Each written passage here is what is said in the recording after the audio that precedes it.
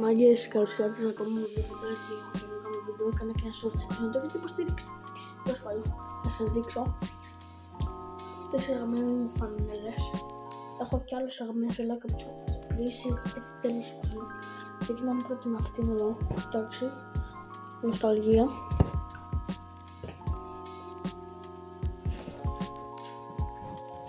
Ναι, παιδί, ξεκάρετε.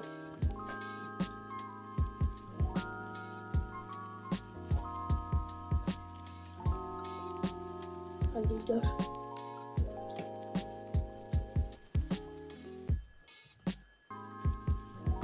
Την τελευταία θα σας κρατήσω για την καλύτερη. Πάμε για τη δεύτερη. Είναι αυτή εδώ πέρα. Δεν είναι ακριβώς προσφαιρική φανέλα, και δεν είναι και έτσι.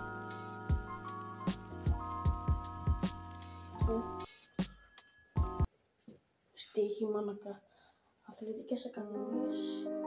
Ούμπρο είναι, μάρκα είναι κάτι.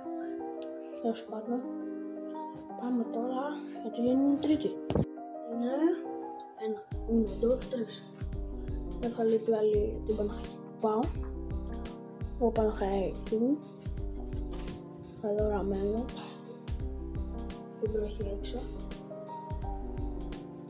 Παναχαϊκή. Προπονητική φανέλα της Παναχαϊκής. Και πάμε για την τελευταία και την καλύτερη.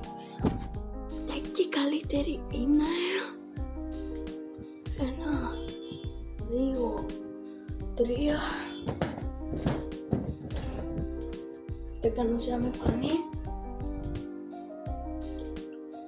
Εντάξει, είναι fake.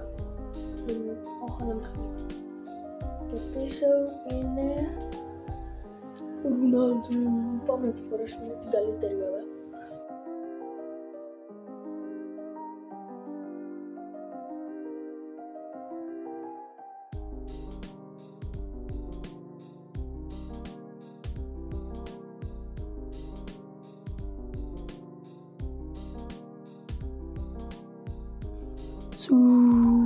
Τέλεια φανέλα, μάγκες. Να αγοράσετε όλοι. Τα λέμε σε επόμενο βίντεο.